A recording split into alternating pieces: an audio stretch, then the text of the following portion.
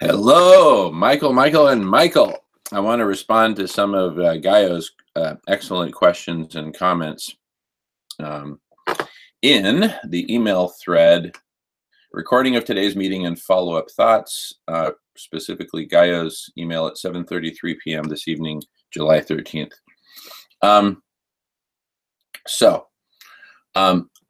First question is how to change the world intended to operate within GitHub, alongside GitHub, or as an alternative to GitHub. So I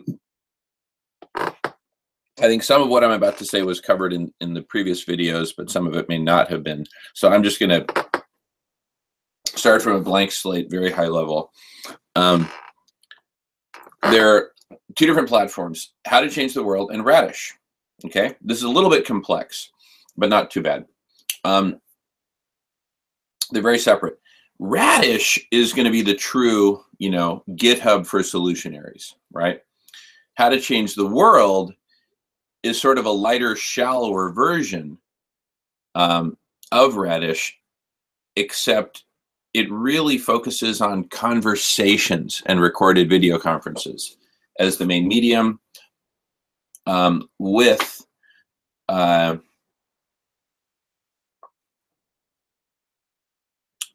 interspersed with discussion forum like text-based exchanges. So I kind of see it. I use sort of a brick and mortar analogy for that.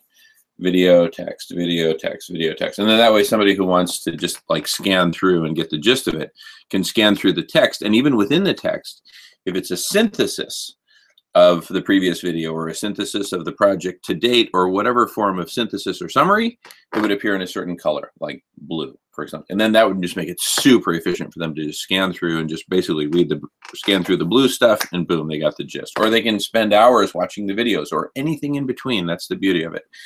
And of course, transcriptions are important. But the bottom line is that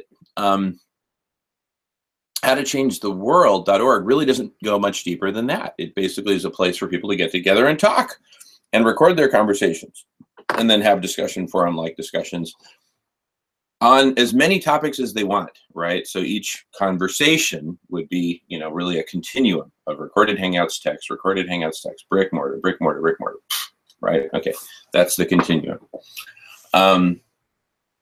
On any topic you want. And, we may get as sophisticated. I certainly hope we'll get as so sophisticated that we'll be able to have really accurate voice text transcriptions of the meetings, of the Hangouts. And, we may go as deep as having taxonomies, why not, of all the different topics, et cetera, et cetera.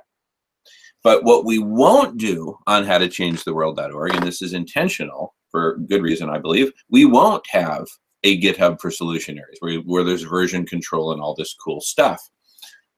I think that's better suited for Radish. So Radish, just by its very nature, is a brand that represents something more sophisticated. So basically, whereas any, non-coder but well-intentioned person can get on howtochangetheworld.org and just start talking with people and sharing and say, well, I think this and I read this and blah, blah, blah, and why don't we mash up these two ideas?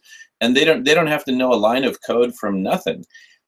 And they can do that. Whereas Radish is going to be more the realm, not so much of coders, but kind of like the solutionary equivalent of coders. Those who roll up their sleeves and say, okay, let's get to work actually being specific about creating something, designing something, and using version control on those designs. So, this is the realm, I don't know, I'm kind of just imagining it as a kind of a fundamentally different kind of thing.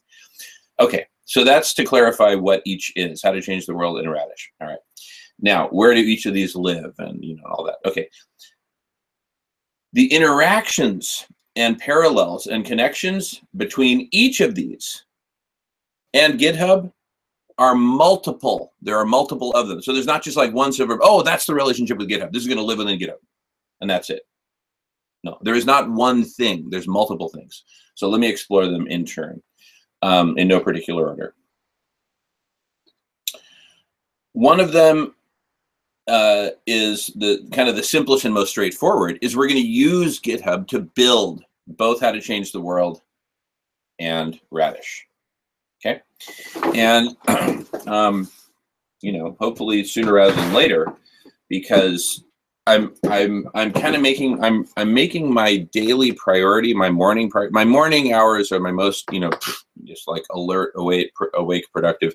I'm leveraging those hours to do my writing of what we're going to post on GitHub. I'm doing a little bit more in the evening, but I mean, it's basically fast becoming my top priority that we get a really solid write-up.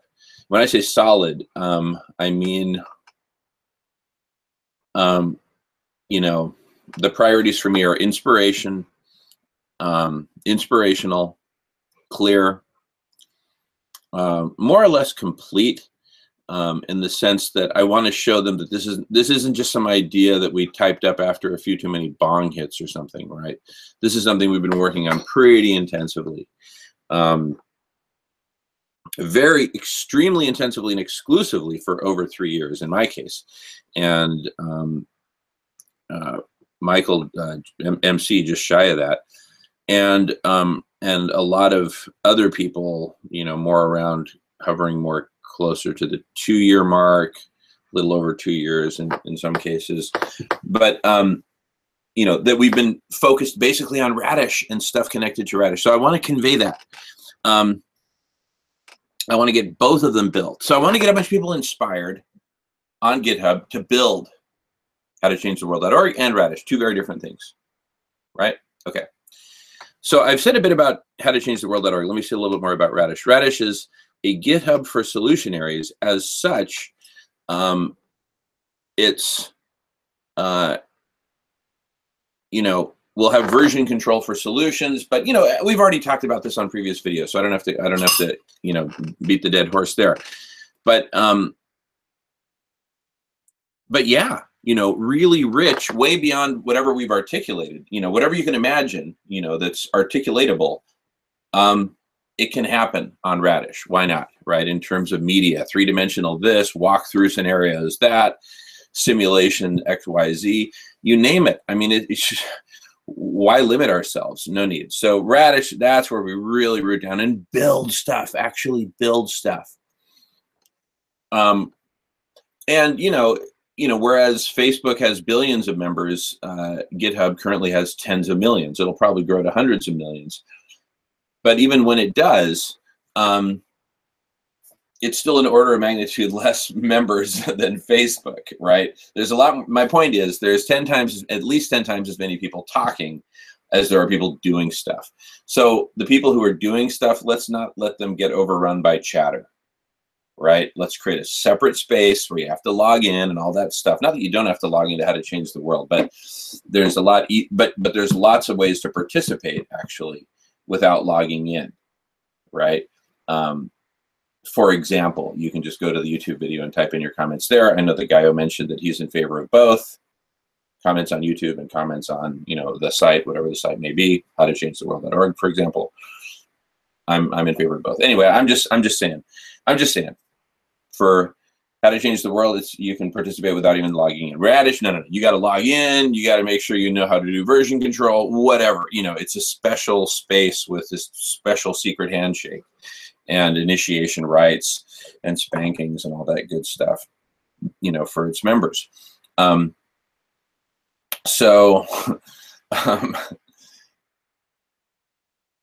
Anyway, okay. But back to the ways in which each of these interact with GitHub and the relationships, connections, etc. So one of them is we build them on GitHub. We get people inspired and they build them, right? And they maintain them and all that. I mean, maintain them from the code base standpoint, not from the admin standpoint. That's a separate topic. All right, so that's one thing. They code them and maintain them and all that good stuff. Okay. The second relationship is the strong parallels that exist between Radish and GitHub. Both of them use version control. I mean, this kind of new, you know, augmented formulation of Radish that we now have, you know, the old Radish basically plus the GitHub stuff.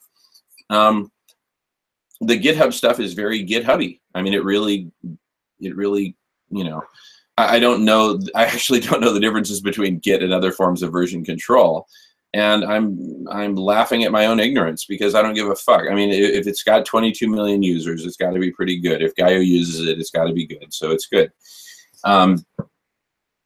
and you know, good enough. And I'm going where the community is, right? I don't want to go where the best software is. But anyway, so we build it.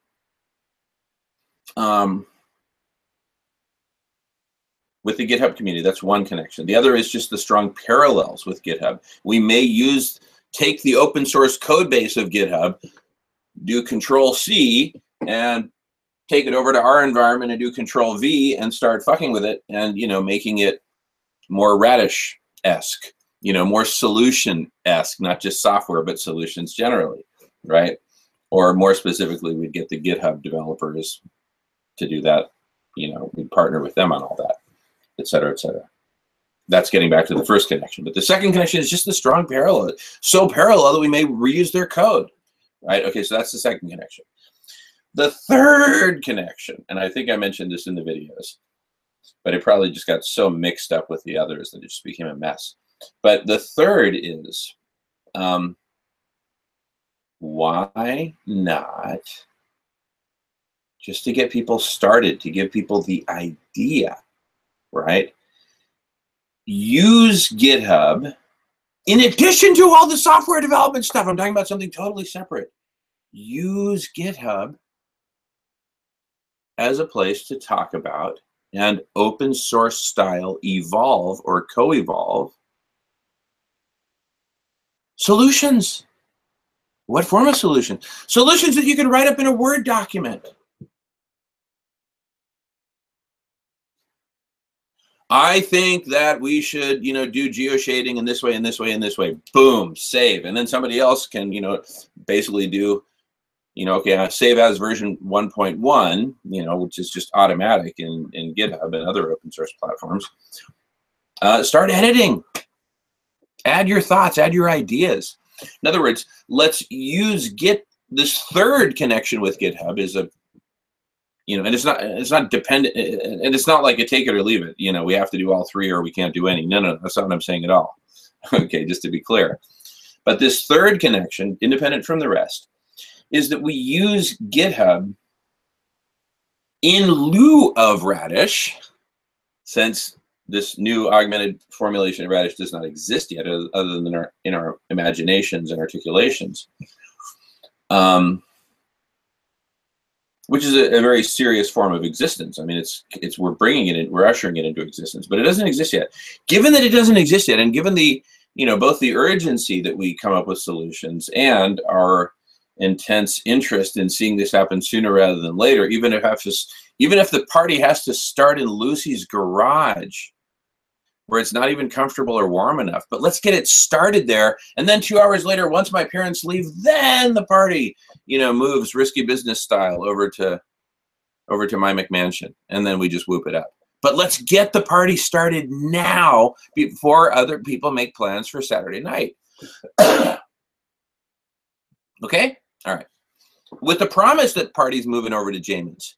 But let's start it now. Let's put some shit out there on GitHub. I see that as a naturally branching off process, branching off of what I'm writing up right now, and I'll send you a draft of along with this. Okay. Now that I got your attention, let me just, anyway, so those are the 3 ways. I just hope that's clear. And we can also talk about it more. Maybe there are other ways. Okay.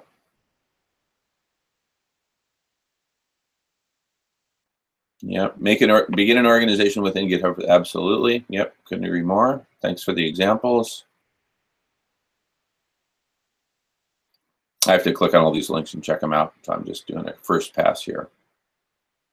I'm super psyched to see the Ethereum thing as engineering human behavior. That is so central to what we're doing. I'm writing about that very thing, and I've been writing about it before you wrote that, Gaio. Believe me. Believe me. Yeah, right. But woof, this is awesome. That's exactly what we need to do. We need to engineer human, and we can with memes, with PR and marketing, with, you know, Darth Vader costumes, whatever. You better believe I'm engineering human behavior. I'm getting people to honk their horns and give a thumbs up and think about criminal drug cartels, which they never had before in Northeast Seattle. All right. But that's trying to be funny with a side joke that's very personal. All right. Yeah, cryptocurrency and all that stuff. Totally agree that, I mean, to the extent I can agree, because anyway, a cryptocurrency, you're not specifying which one, and that's, I'm sure, intentional. Social impact.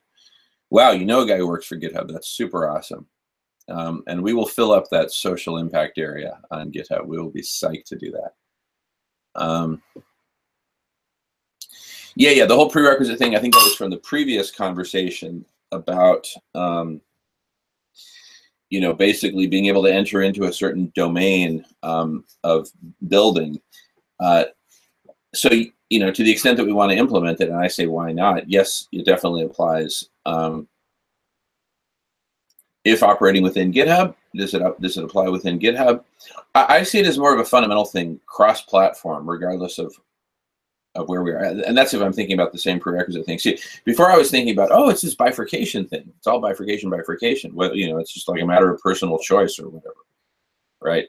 But no, now I'm seeing it much more as, you know, either you've had the requisite education, right? I happen to have been educated in enough stuff related to climate, the biosphere, the atmosphere, hydrology, you know, speciation, evolution, et cetera, through, you know, my own education and the fact that my mom studied biology, my aunt's a biologist, and there's just a lot of good bio floating around here and there.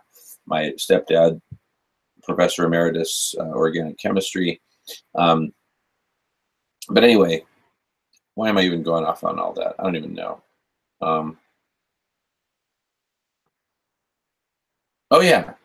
Yeah, it was an example. It was a long-winded example that, look, I happen to know enough stuff that I get it. And so when I see the data coming in, I mean, including being a grad student of hydroclimatology at MIT, you know, I've learned a few things along the way that your average bear hasn't. So I get it. Now, people who you know, are climate change deniers, I don't blame them for not having had the education and background that I've had that has given me the privilege of seeing it for what it is. But I should, you know, rather than, you know, say, oh, they just made the wrong choice in this particular bifurcation. Evil them, you know, and aren't we great? We, you know, no, they simply haven't had the education. Now, are they interested in having that education? That's a whole other topic. But the point is, they haven't had it. They simply haven't had the prerequisites. So walking into this graduate level course, you know, on tribology, when you don't know jack about mechanical engineering, makes no sense. No sense at all, right? So anyway, it's just, it's kind of another lens. Really, the reality is we're gonna have both. We're gonna have bifurcations that you know, create your own adventure. And we're also going to have this notion of prerequisites, and we may mix it up, and there'll be other notions that we can apply. I mean, look, this is all, you know, not because this is open source, but supported by the fact that it's open source. A lot of people have a lot of ideas as to different ways to kind of parse topics and conversations and kind of guide you to where you should be to have, you know, your highest and best use, your highest and best impact at whatever the telos is. And that's a whole other topic that I've written some about, need to write more about, and have talked about extensively with MC. And that,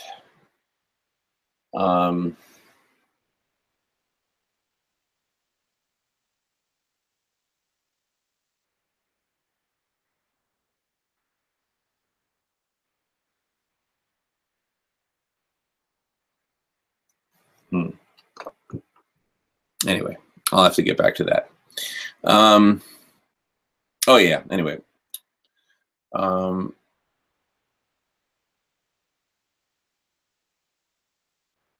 Self-identify. What are the 4 fundamental tenets? I actually don't know what you mean by that. I think we need these prerequisites clarified ASAP. The clarification will clarify the audience and therefore much more. Well, yeah, I'm kind of talking more on the lines of choose your own adventure. Once you're in, look, how to change the world.org, there's minimal bar, right? Anyone can jump into whatever conversation. I think what we're talking about for building stuff is really more of a radish level conversation about prerequisites and all that stuff for specific projects. Do you even have the right stuff to be in this project, right? There's certain basic prerequisites. Not so much of skills, really, but of understanding. Do you understand the urgency of abrupt climate change, et cetera, right?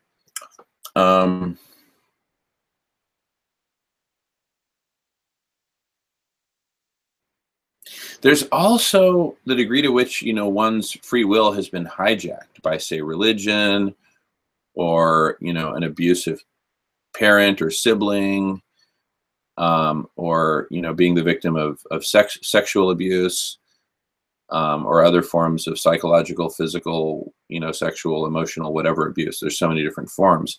And so through life experiences and religions and, the public education system and so many different institutions, we are largely hijacked, we're born into captivity, we're force marched through all these baton marches of life. Here we are all screwed up. That's just another thing to acknowledge, right? And so, there might be levels of enlightenment or something. I can just imagine Gaio kind of looking at me and just kind of shaking his head at how unenlightened, just because I perceive Gaio to be just like so, enlightened, right? So, and I mean that as a compliment. I'm partly joking. I'm not suggesting Gaio laughs at me or anything like that. Certainly wouldn't blame him if he did. Hopefully more laughing with me. But anyway, regardless of all that, it's all good.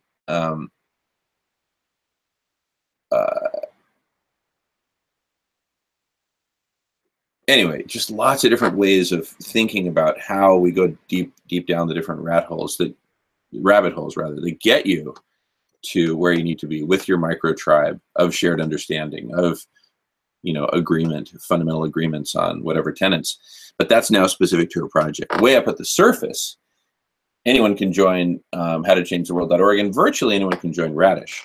So, I'm talking about the augmented version of Radish. Okay. Corporations, DAOs, love it, love it, love it. Literally write code for new types of governance and social organizations. So what's really super cool about that has me super psyched is both that and the Ethereum reference above, point to how we can actually code culture. We can actually intentionally co-create culture. And then, of course, with the pancake stack, I imagine, the myth at the bottom is really governing. It's kind of like, I don't know, like the original seed crystal that ultimately becomes a snowflake. Well, somebody who's an expert in electron microscope crystallography could look at that seed crystal and say, aha, I can basically extrapolate out what the snowflake's going to look like. That's, that's what I mean by, what do I mean by that? That's what I mean by how the myth propagates out into culture, right? The fundamental story of humanity begets culture in an essentially deterministic way. I know deterministic is an extremely constraining word, but that's why essentially deterministically, not really, but it has way more impact than virtually anything else. Let's put it that way. Basically myth plus our own DNA plus whatever weird initial conditions existed before the myth basically give what's going to come next in terms of human culture. Myth is just, it's where it's at. Anyway, I don't know why I'm going off on that, other than to say that, yeah, oh yeah. So, both at the level of myth and at the level of culture and at the level of stuff that rides on top of and depends upon it is in turn given by human culture, such as politics and economics. which are deeply connected, way more connected than what the four of us would like. But regardless, they're connected by nature as well as by corruption. And anyway, and then the stuff that is built on top of that, like all these super cool geoshading solutions and really badass planetary solutions that depend upon healthy politics, right? And depend upon a healthy economy. And I think, for example, the NASA, Apollo missions, for example, not that they're a reflection of health in our politics by no means, nor of our economics for that matter, but they are reflective of certain, prerequisites and powers existing to a certain degree within both realms, politics and economics, that made it so that, the NASA mission, the Apollo missions were possible, right? You had to have a pretty badass high-tech economy and a pretty powerful political system, however corrupt, however, evil in so many ways, including by its very existence. I mean, who the hell, why the hell do we need people having power over us? But I'm just saying there is power there that was leveraged to create NASA. Now, could we have done something 10 times better than NASA? If we had blockchain, deeply integrated and implemented going back to the 60s, yeah, 50s, yeah. But, we took a different path. Anyway, here we are. But but that's what I'm saying, right? It's all integrated up and down the stack. So we may come up with a super cool myth, but it doesn't support the kind of economy and politics that would be required to do planetary level geoshading, right? Not to say that geoshading is essential, but if it were, then also essential is the kind of myth that supports the kind of culture, that supports the kind of politics and economics, which in turn, the combination of the two would support the geoshading, right? Okay. All right. But anyway, love what I'm reading here. Seriously, this email has really rocked my world. Mythic nature of our times. Mythic, yep. See, this whole personal mythic story on a visually rich, archetypally organized timeline that will naturally resonate with other people's stories and events. All on a blockchain, of course, but of course, it's like Great Poupon at this point. What if we leverage something very parallel to that, if not that, plus some other features that you probably visualized already? But anyway, what if, that plus could be used to help basically determine, okay, what prerequisites do you automatically pre-qualify for, like a credit card you get in the mail? What are you pre-qualified for by the very nature of your sum total of your life experiences, right? And that in turn is becoming increasingly, well, shoot, with this whole, anyway, I'd love, really psyched to talk more about that.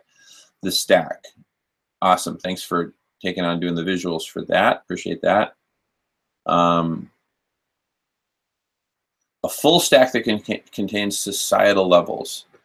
Really the full stack includes the global holistic model, which models, it's almost it is a thing unto itself, but it models.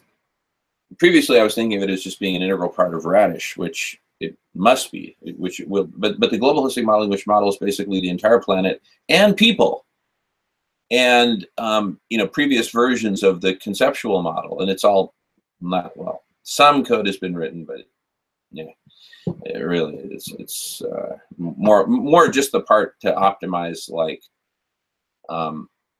large complex networks that I was going to use for agricultural networks and all that kind of stuff. And that's all good. But what we're conceiving now is so much more sophisticated than that. Anyway, earlier conceptualizations were mainly focused on modeling the planet, right? How's the planet going to respond to this type of agriculture versus that? Carbon sequestration, emissions, yada, yada, yada. How is the planet going to respond to different economic scenarios? But where we're at now in the conceptualization, it includes the planet, but it also includes people and this whole social you know, engineering or cultural engineering. I mean, the fact that we can engineer at all these levels intentionally, ooh, super cool, right? Whew, insanely cool. Because if we can, to the extent that we can engineer culture, and the cool thing is we'd engineer it in kind of like this stepwise fashion. It's kind of like, you know, taking a wild child and, you know, turning them into a, you know, a Nobel Prize winning physicist. You can imagine the stages that that human must go through. And so likewise, you know, we can orchestrate, you know, young Frankenstein through all these, young Jamenstein through all these different stages of evolution, through, you know, applications as diverse as, you know, an updated public education system, updated politics, because that impacts culture. See, culture doesn't just give politics; politics also impacts culture. I mean, just look at so many examples from history, including our own, right? And look at the culture of the 1980s, right? It was largely, but not entirely, a reflection of the politics of the 1980s, the hubris, you know, the nationalism, the opening up the wallet and spending like there's no tomorrow, betting on the future and betting on, you know, all that bullshit. Anyway, I'm just going off about the holistic nature of all this, and there are probably many other layers that we're not even thinking of. I'm sure there are. I mean, our whole existence here anyway is but a reflection of a vastly higher dimensional universe anyway. So to the extent we can tap into that, shoot, maybe we can model it. We can model it beyond our own reality. Why not? Right? Model new dimensions. Why the heck not? So anyway, so the stack. And I appreciate your appreciation. FYI, I put some thought in whole assist.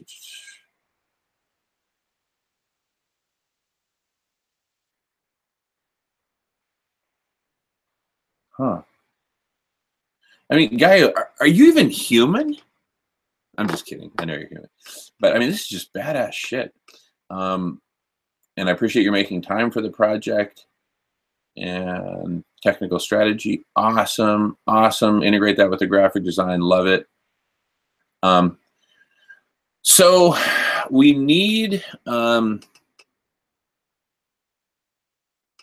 yeah, I got an email from Trevor that, you know, he didn't really understand what Danny, or I don't know, he said the stuff that Danny had written up is not really in his wheelhouse. So anyway, we need somebody who can just configure that software and get it rolling.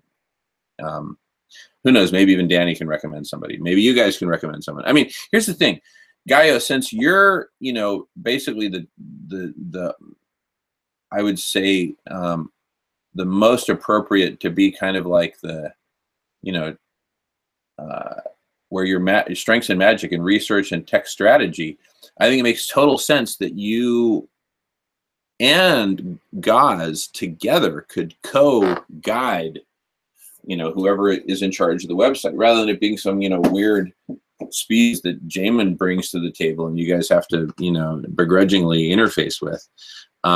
You know, not speaking of anyone in particular, because right now there's 0 candidates on the horizon for it. So anyway, what I'm saying is, rather than me just bring someone who's probably totally inappropriate, why don't you guys think of someone who you know, or someone who you could network to and find out, and could be an intern, could be somebody in Nevada City, whatever, you know. Anyway, that's all I'm saying.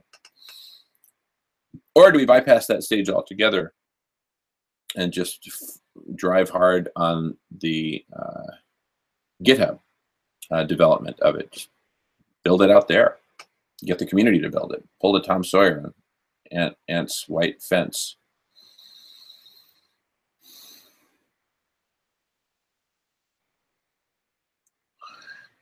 How to change the world communication platform. Why not found this on a blockchain platform sooner rather than later?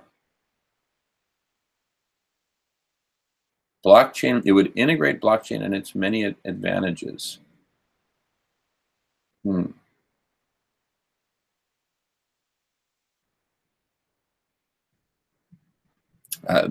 make perfect sense there. All the more reason for you to be directing the person who builds it, right? Now, what I don't want is it to be in Swahili. You know, if blockchain is Swahili at this point, and if you're not, you know, if you're not hanging with Gaio, you don't know, there's just no way in. I'm exaggerating, right? Obviously, we don't want that. We want something that just normal people can, can just jump into. Steam it. Anyway, you get my point there. I'm not stepping over anything. I love it. I just want to make sure it's accessible to everyone. Particularly how to change the world.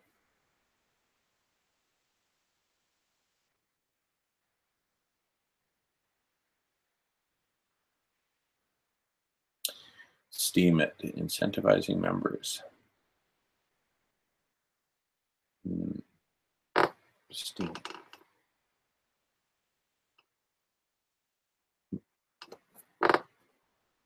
I mean, I'm just wondering if we should all be up on Steam it, and I don't know. Transcription of videos. Yeah, we just need to master that, the transcription of videos. Technically. And not urgently. It's just one of many things that we need to master over time. But that's not particularly urgent, actually. Or is it? Yeah. Well, see, that's where we need a whole project plan and everything. That Gaz, who I hats off to, has been strongly encouraging us in this direction. We need to do it. That's one of many reasons. Economic Space Agency. Okay. ICO research.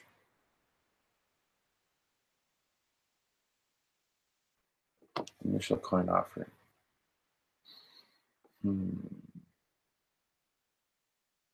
Wow. Doing an ICO. Let's talk about that, because I don't want this to be, a for-profit thing. Definitely not. That's like, bringing heroin needles to the picnic. Just no. And so the question is, can we do an ICO where we're explicit about, look, actually, since we can code up any agreement we want, and not worry about running afoul of the FCC. Who the hell wants to give their power to the FC whatever?